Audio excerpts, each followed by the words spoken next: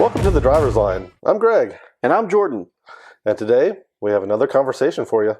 And today's conversation is all about one of our favorite holidays, Groundhog's Day. Groundhog's Day, yes. So important. Much like the famous Bill Murray movie, Groundhog Day, we wanted to do an episode on cars that are kind of the same every day you wake up. Yeah, so the criteria here is that we're not seeing any significant refreshes, any significant changes to the body or engines or anything like that for years and years and years. Yep.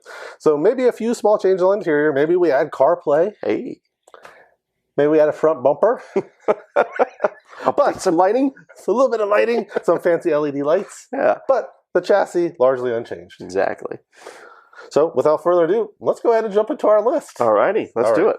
So I'll kick us off. So first off, 2013. We're going to start 2013 and go backwards. Right. 2013, Maserati Quattroporte. Maserati. So it's been unchanged for 11 years now. Holy cow. Crazy thing is, $120,000 car, brand new. You can go buy one at your Maserati dealership. They'll probably even give you a discount. I'm sure.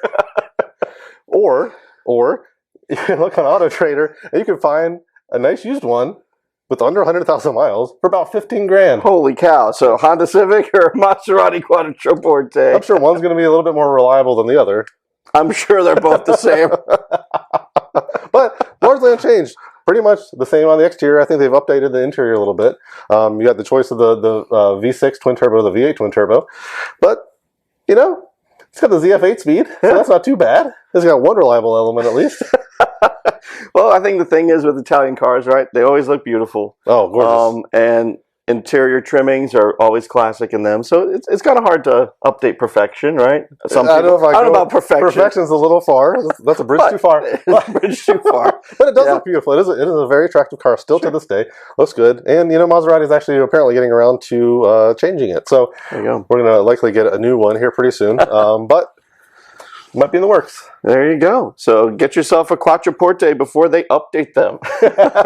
All right. So coming up next, we have a vehicle dating back to 2012. So going back a year. And this vehicle debuted to much fanfare and made a huge impact on the automotive landscape. And that's the Tesla Model S. Yeah. So, you know, with electric cars, you tend to see a lot of folks looking at, hey, what can happen with the technology over time? So we do see some minor changes to the Tesla and Model S over time. But largely, the body is unchanged. The interior is unchanged. I mean, just some minor tweaks here and there, but it's making a huge impact. Oh, it is a huge impact. And, you know, that's Tesla's kind of business model, right? Is they're going to iterate. So they're going to take a really good platform, a nice design, they're going to iterate it and, you know, kind of continue going forward. So, fun fact, Franz von Holzhausen was the designer of the Model S, and when he started on it, he was in his 30s. Not anymore. The man's in his 50s now, and he's still tweaking that design of that Model S to this day. Yeah, so Tesla's known for that, so we'll see what happens in the future. Exactly. All right, so we're going to go back another year. We're going to go back to 2011. Ooh, another year. And we're going to see an SUV this time. It's going to be the Dodge Durango. Ooh, the Durango. So, three-row SUV. It's been a great seller for Dodge. So you can kind of understand why they haven't really changed it.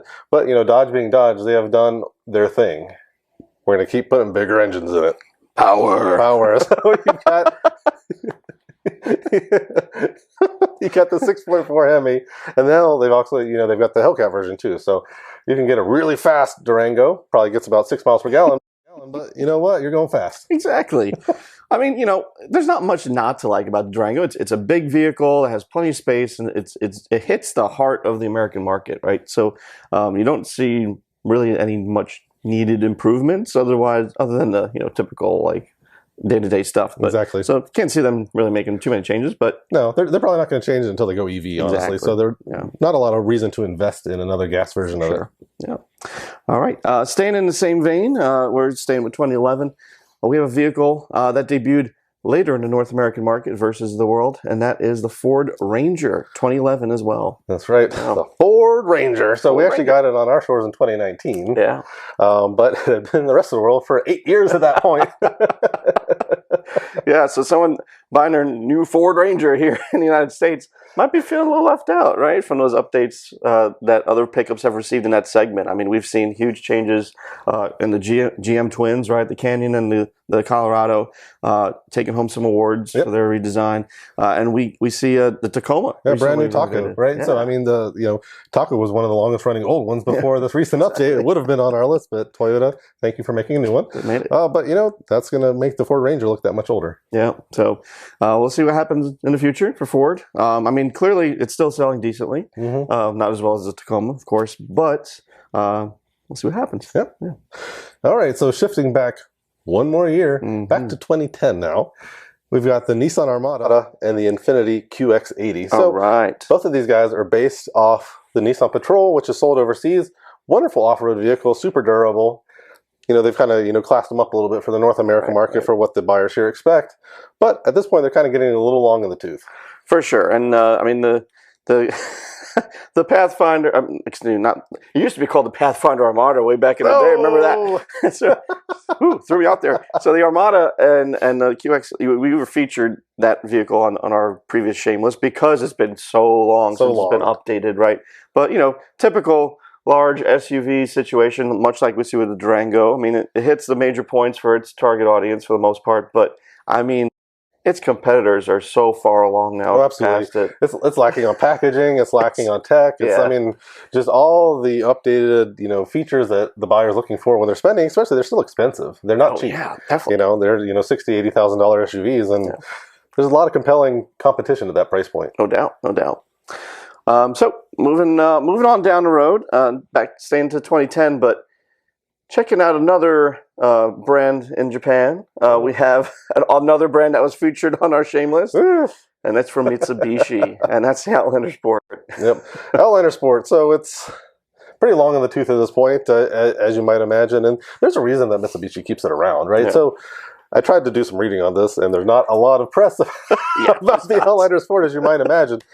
But part of the reason Mitsubishi keeps it around is largely because it's a budget option to their poorly named Eclipse Cross. Yes, the poor Eclipse Cross. Yeah, a couple grand less, and that gets you in the door of a Mitsubishi. Yep, for your credit challenge customers.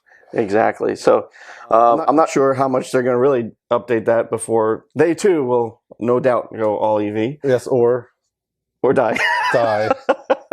Ooh. If you saw that on our Death Watch. We'll see. Yeah. We'll see if they make it through the Death Watch. But yeah, so not much to really delve into with that particular model, unfortunately. A little bit more to talk about with the next one. Also dates back to 2010.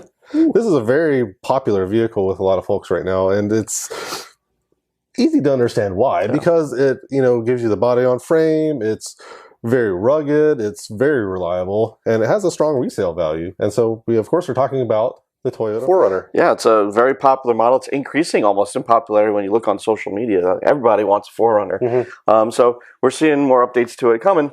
But yeah, that basic structure is the same forever. It's been the same for 14 years at this point, which is hard to believe. I guess Toyota reliability and dependability goes a long way, right? That's right. We're going places. Going places. Nice. All right. So speaking of going places, we can go places pretty quickly with our next choice. Yeah, this model, it's funny. This brand tends to introduce this model only when it knows it can produce the best in its segment. And then it lets it sit there and rot for years and years and years. And that's, unfortunately, the Nissan GTR. Yes. That being said, it's still a pretty awesome vehicle. Well, it's a very compelling package. And, they've made some updates along the way, making it a little bit stronger in performance. But when you have a Halo car that dates all the way back to 2007, that's getting a little bit old at this point. Sure is. Getting a little bit old. And, the GTR originally started off about 70 grand, which, at that point in time was pretty compelling. It was less than a Porsche 911 Turbo, but was equally competitive from a performance standpoint. And now it's up to a little over 120. And a lot of people bemoan this, right? So they're really upset. So I actually plugged it in to the Bureau of Labor Statistics inflation calculator. $70,000 in today's dollars, 110 grand. Wow, look at that. Yeah, I mean, you're approaching Z06 money here. Yeah, absolutely. And, the thing that's crazy is, it's really not that much more expensive than it used to be. Yeah, that's true. That is true. Yeah, I mean, so it's held its value, but when you're looking at the world of performance cars, you're seeing a lot more electrification. You're seeing a lot more performance upgrades. Nissan's holding it steady. How many 911 turbos have we gotten since 2007? It's crazy. 2007 would have been the 997.1. Yeah. Then we got the 997.2. Then we got the 991, 991.2. Now we've got the 992. That's wild. Yes. And that's Porsche. And that's Porsche. Just Porsche alone. So that's pretty incredible. That's crazy. All right. So last vehicle we're going to talk about today. It's a millennial. It was born in 1996. The Clinton era. The Clinton era. And it's the GMC Savannah and Chevy Express. Yeah, and this one's not really a super surprising pick. I mean, contractors are not really going to want to change their expectations much since 1996, right? What's the important stuff for them? Yeah, you know, these might be in large fleets too, and the fleets might already have the parts on hand, the know-how on hand, the tools on hand to work on these vehicles. So it might make a lot of sense for them not to change these. Yeah. Very serviceable, got lots of capability. I mean, and GM doesn't really have the worldwide presence that it used to. It can't delve into European markets and pull those vans over like the Ford Transit, for instance. So it's going to stick with what it knows, right? That's right. No point in changing tooling for something that still works. Yeah, big honking body on frame, V8 motor. The motor. Big old panel van. That's right. So next time you see a GMC Savannah, think back to 1996. Yep, it might be pulling into Starbucks to get its latte. There you go. All right, well, that's what we've got for you today, so thank you very much for watching. See you next time. Thanks for joining us on The Driver's Line. If you enjoyed this content, please like and subscribe to make sure you don't miss a thing.